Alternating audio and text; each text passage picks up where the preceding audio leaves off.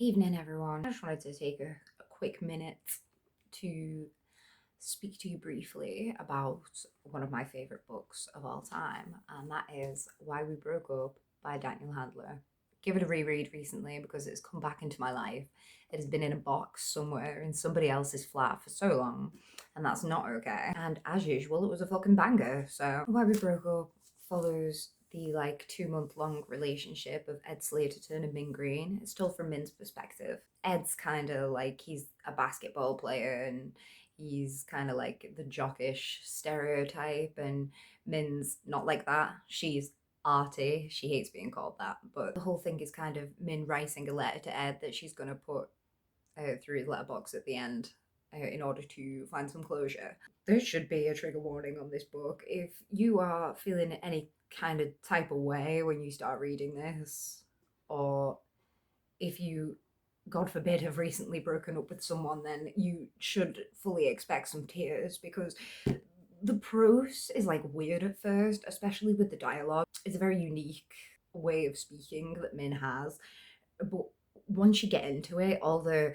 run-on sentences and like the elision and stuff that she uses, and all the dramatic film talk, they come together to form this really beautiful prose and some of these really poignant thoughts that really hit you in a certain type of way. Something I thought about while reading this was that in my head, I can really see Ed. I can see him clear as day. And yet there's not a lot of time taken to really describe, oh, he has like brown hair and green eyes or whatever. The thing is that Min so lovingly details like the small of his back or the curve of his ear, and it's just you can just see him in your head. He is a real and whole person. I remember when I used to read this, and every time I would root for Ed to not do what he does and for them not to break up. I would really root for them, and I found it really admirable that Daniel Handler had somehow made me do that, even though I knew they were going to break up from the title. This time when I read it, I think it's been the first time I've read it with like a truly adult perspective. And I mean, I knew it all along, but this time I truly realized how much of a dick Ed Sleaterton is. We're gonna get into like real spoilers here, so like if you want to give it a read, you go ahead and don't listen to me right now. But not only does Ed cheat on Min, at the end of the book we find out he has been cheating on her. He tells his friend like friends about private stuff between them, and like the friend then uses it as a way to hurt Min, and it's not a very good situation. Like not just stuff within the narrative, but like stuff that you only really realize if you kind of pick it apart a little bit. One thing that really annoyed me about it this time round, like I used to kind of love that part where he says sorry so many times for how many days they've been together, and he's like, one day I hope I fuck up again and I have to say it a million times because that's how long I want to be with you. Now that I think about it, that's not a great sentiment. And even though I do still identify with it because I myself had slated him, I'm a fucker. It's not a great thing to say to a girl, really. And, I don't think all of the sorries in the world could have made Min forgive you for what you did at the end of the book. So, fuck you. Even aside from all that, like, I think the thing that really gets me, I think the reason that we like this story, like, we like Min, and she's our protagonist. We identify with her. She is like the weird arty girl or whatever. Maybe more of the girls reading this book would have been, more of the people in the target audience would have been the weird arty girl. I don't know. But Ed just takes Min and he recognizes that she is different from the usual type of girl that he dates. And the travesty is not that he does this to Min anyway. The travesty is that he does this to every girl. Like, Min makes a speech at the end about how she's not different. She's just kind of average and everyday, and there's nothing really special about her. In the context that it is used, it is putting herself down, but it's not really when you think about it. Because the fact of the matter is that everybody is unique and different in their own way, and then everybody is the same for exactly that reason. we would have been just as gutted if we'd have heard the story of how he fucked over Gillian Beach or the girl before that or the girl before that.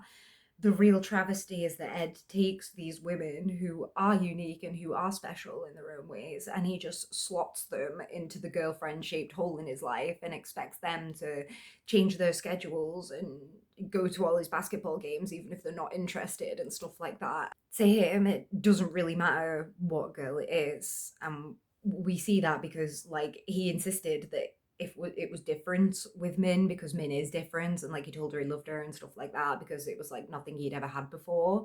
But then he specifically cheated with a girl because it was easy and he was like, oh, she likes basketball, I don't know. And it was like, oh, so you cheated because she lives right nearby and she likes basketball. So not a very good excuse. I think the thing about why we broke up and why it was so iconic in my teenage years is that it really does explore how like dramatic and huge like breakups feel when you're younger.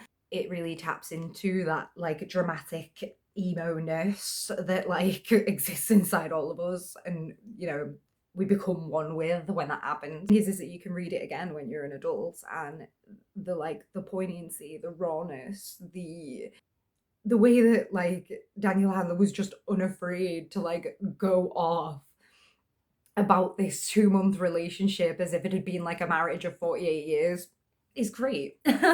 And you could come back to this after a significant relationship and read it and relate because that's how huge it felt to Min Green. So at the end of the day, it's just a classic read. I'd honestly recommend this book to anyone. It's fantastic. Like, my copy is absolutely messed up. Like, most of the pages are falling out at this point because the glue's all come undone. And it's another one that I've just highlighted and underlined to within an inch of its life.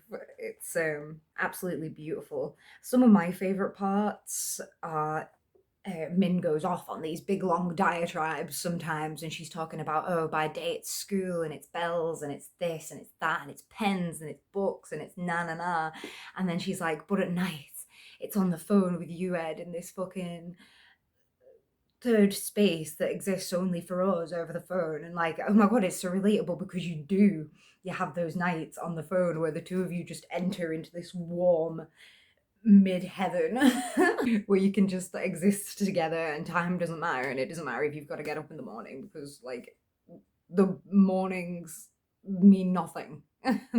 There's a lot of things that I still think about from this book, like the bit where it talks about like indelible images. If you don't know what indelible means, it just means it's like indelible ink with a pen. So like it never fades, it never, you can't scrub it out. Min talks about them in films. So you see an image in a film and it's so poignant or startling or whatever that you can never forget it. But like memories can be indelible as well.